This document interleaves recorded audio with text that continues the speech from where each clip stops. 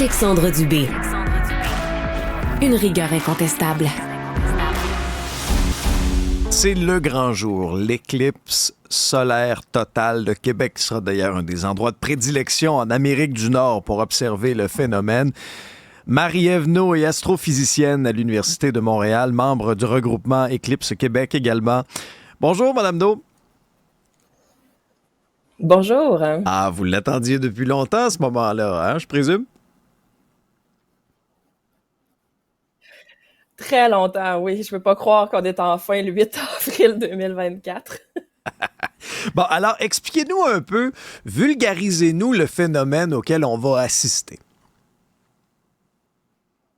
Oui, donc un peu plus tard aujourd'hui, autour de 2h15, on va avoir la chance d'assister à un alignement cosmique.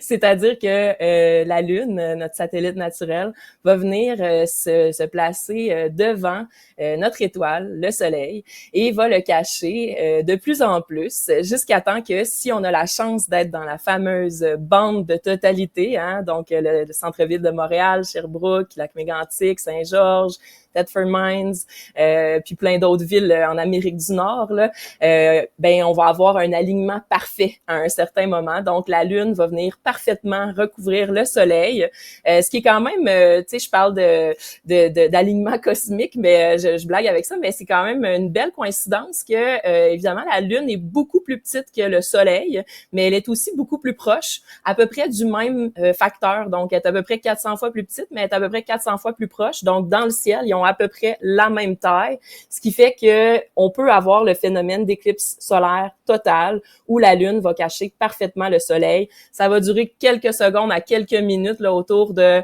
15h27, 15h28, 15h26 selon où vous êtes précisément. Et puis ensuite de ça, la Lune va continuer à faire son chemin autour de la Terre et va montrer de plus en plus la surface du Soleil. Tout ça va se terminer là, un peu avant 5 heures.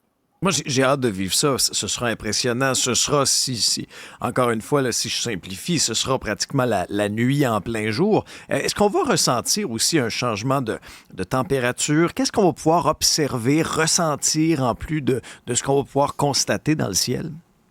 Mais vous avez raison de le souligner, une éclipse solaire totale, c'est vraiment un phénomène qui est multisensoriel. Donc évidemment, hein, si on a nos fameuses lunettes, là, puis je comprends votre co-animateur, là, c'est en carton, hein, mais la partie qui est importante, c'est la partie qui est pas cheap, là, c'est le filtre qui protège nos yeux. Ça, c'est vraiment de très bonne qualité. Ça permet de protéger nos yeux quand on veut regarder le spectacle là, pendant la phase partielle avant, après. Donc, on va essayer d'y expliquer en y parlant bien tranquillement à Benoît. Oui, c'est ça. Donc, on va pouvoir observer là, la Lune qui vient se mettre devant le Soleil, puis comme ça, on va être capable d'apprécier tout le phénomène avec nos yeux. Mais une fois que la totalité commence, ou même un peu avant, on va ressentir effectivement une diminution de luminosité palpable là, vers 3h10, 3h15. Et puis, à un moment donné aussi, la température va se mettre à diminuer de façon notable. Tu sais, notre soleil il est vraiment chaud. Là. Des fois, on peut le sentir si on est étendu quelque part au soleil. On sent sa chaleur, mais quand il y a une éclipse, là, ben, on sent qu'il fait plus froid. On parle, ça peut aller jusqu'à 10, 12 degrés Celsius de plus froid. Les vents peuvent se lever, vu qu'il y a un peu des changements dans les masses d'air à cause de cette température-là qui chute. Tout autour de nous, si on a la chance d'avoir l'horizon dégagé, on va voir quelque chose qui ressemble à un coucher de soleil, mais pas juste à un endroit, tout autour. Donc, après ça, ben il va y avoir des changements au niveau de la nature. Les animaux, ben c'est surtout les oiseaux là, à cette période-ci de l'année au Québec, vont peut-être se mettre à chanter. Il va y avoir toutes sortes de phénomènes. Puis tu sais, les animaux que nous sommes réagissons de toutes sortes de manières aussi à ce phénomène-là. On l'a vu un peu en amont, là, qu'il y a eu toutes sortes de réactions. Ça va varier de l'excitation à l'émerveillement, mais des fois, certains peuvent même ressentir une certaine peur là, primaire que nos ancêtres ont pu ressentir quand ils voyaient comme ça le soleil disparaître en plein jour. Heureusement, aujourd'hui, avec la science, on sait que le soleil va réapparaître, donc j'encourage les gens à rester dans l'émerveillement plutôt que la peur et à profiter de ce beau spectacle-là que la nature nous offre. Je suis curieux de voir qu'est-ce que vous avez choisi de faire pour marquer cette journée. Vous allez observer ça de quel endroit? Ben moi, j'ai la chance ultime d'être dans un des hauts lieux de l'astronomie au Québec, l'Observatoire du Mont Mégantic. Oui. Donc, je suis venue ici pour répondre à vos questions, entre autres, pour que les journalistes puissent me poser leurs questions pendant l'éclipse. J'ai amené avec moi mes 2 jeunes enfants et mes parents et mon mari pour pouvoir vivre ça en famille. Donc, ça va être vraiment un événement spécial, familial et astronomique. Parler de vos jeunes enfants, je suis convaincu qu'ils vont se souvenir de ça toute leur vie. Est-ce que dans certaines écoles du Québec, c'est une occasion manquée, là, où on aurait vraiment pu profiter de ça? Puis c'est pas comme si c'était une surprise, là, on savait que ça s'en venait. Est-ce qu'on n'aurait pas dû vraiment là, organiser des activités scientifiques systématiquement partout au Québec? Là, il y a des disparités. Il y a des écoles qui vont demeurer ouvertes, d'autres vont demeurer fermées. Ce ne sont pas tous les petits Québécois, les petits-enfants qui vont pouvoir en profiter de la même façon. Oui, ça me fait beaucoup de peine, cette situation-là. Je trouve ça vraiment triste, d'autant plus que avec mes collègues de différents organismes là, au sein notamment d'Éclipse Québec, mais je pense à ma collègue Julie Bolduc-Duval du programme à la découverte de l'univers qui s'est attelée à la tâche de former toutes les enseignantes, tous les enseignants du réseau scolaire, non pas juste du Québec, mais du Canada. Elle était elle a travaillé très fort, puis c'est pas la seule. Il y a énormément d'enseignantes présentement qui sont formés pour faire vivre ce phénomène-là aux jeunes, puis qui n'auront pas l'occasion de vivre ça avec les jeunes de leur classe, qui n'ont pas la chance de le vivre avec leurs parents. Donc, tu sais, évidemment, là, on doit le dire, là, qu'il va y avoir beaucoup, peu importe si l'école est ouverte ou fermée, pédago ou pas, il va y avoir beaucoup de jeunes qui seront pas à l'école aujourd'hui, parce que quand les parents en ont la chance, ils vont prendre leur enfant puis ils vont vivre ça avec eux, tu sais. Mais pour tous les jeunes, pour qui les parents, c'est pas possible, là, tu sais, maman, elle opère à cœur ouvert, là, cet après-midi, donc Oui. je peux pas être là avec ça, ou tu sais, moi, je suis à la caisse chez Walmart, c'est ma job, j'ai pas le choix. Mais ça, c'est vraiment là où ça me brise le cœur. Heureusement, on sait que dans certains services de garde, les éducatrices, les éducateurs ont repris la balle au bon, puis se sont organisés pour organiser des activités pour tous ces jeunes-là qui vont pouvoir le vivre là, aujourd'hui, l'éclipse avec nous. Mais c'est sûr que j'ai beaucoup de peine pour les jeunes qui vont être à l'intérieur pendant l'éclipse, parce que c'est un phénomène qui est très sécuritaire, là. Tu sais, si on compare ça à bien des choses que nos jeunes font sur une base quotidienne, des cours d'éducation physique, des sorties culturelles, se marcher dans la rue près de leur école, tout ça, c'est plus dangereux qu'une éclipse. Puis, ce qu'on avait besoin de faire, c'est de l'éducation, leur rappeler que le soleil est aussi dangereux quand il est en partie éclipsé, que si on veut profiter du spectacle, il faut protéger nos yeux ou utiliser un moyen de projection pour observer une image du soleil. Puis, il fallait expliquer, comme à beaucoup d'adultes d'ailleurs, que c'est sécuritaire d'observer à l'œil nu pendant la totalité. C'est normal que la plupart des gens sachent pas ça. Ça fait tellement longtemps qu'il n'y a pas eu d'éclipse totale, mais c'est parfaitement sécuritaire. Ouais, C'est important ce que vous dites là. Donc, il y a un moment, lorsque la Lune va cacher le Soleil, où il fera noir, oui. où là, on peut enlever nos lunettes, là, on peut regarder ce qui se passe. Là. Ça, il n'y aura pas de danger pour la rétine? Ben non, parce qu'à ce moment-là, au lieu d'avoir votre petite paire de lunettes en carton pour vous protéger, c'est la Lune qui vous protège de l'éblouissante surface du soleil. Et donc, on remet dit les à ce lunettes moment-là, aussitôt qu'il y a un rayon de soleil qui réapparaît, vous allez voir, ça va être ça va être très évident, là. D'autant plus que votre œil va s'être habitué à la noirceur. Donc, quand le premier rayon de soleil va réapparaître, vous allez très bien le savoir. J'ai vu des jeunes enfants là se détourner instinctivement. Donc, c'est le temps de remettre ses lunettes aussitôt que le soleil réapparaît. Marie-Ève Naud, astrophysicienne à l'Université de Montréal. Vous êtes membre du regroupement Éclipse Québec. Merci beaucoup. Bonne éclipse. Profitez-en bien en famille. Merci, vous aussi.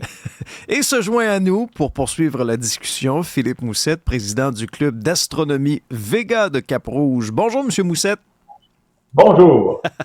Est-ce que vous vous préparez depuis longtemps pour vivre cette journée spéciale? Oui, on se prépare depuis longtemps. En fait, aujourd'hui, je devais être à Dallas, au Texas, mais vous avez changé vos plans? Oui, on a annulé, comme plusieurs Québécois. Donc, on a annulé Dallas puisque les conditions météo étaient horribles là-bas, les prévisions. Évidemment, là, aujourd'hui, là, on voit qu'il y a un filament nuageux au-dessus de la région de Dallas, au-dessus du Texas, au-dessus du Mexique aussi. Donc, les régions qui devaient être les plus belles, finalement, sont celles où il y a des nuages.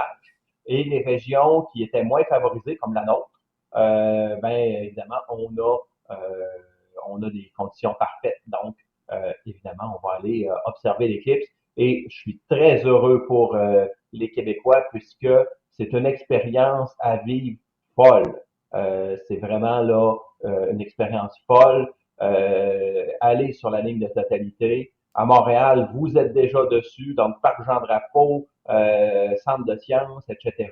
Donc, aller à ces événements-là, vous allez avoir à peu près 1 minute 30 de totalité, mais déjà, c'est assez pour voir le phénomène. Et évidemment, là, si on est plus proche de la ligne centrale, on a un 3 minutes 30 de totalité. Donc, ça, c'est spectaculaire aussi.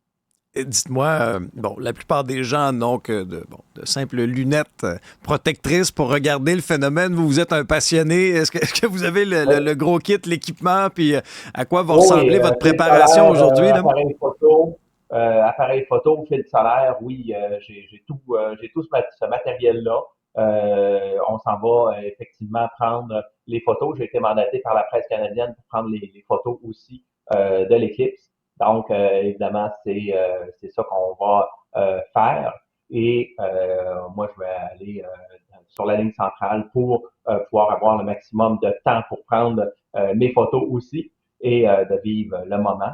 Et je suis très heureux parce que, évidemment, tous les Québécois vont pouvoir, ceux qui vont pouvoir vivre cet événement-là.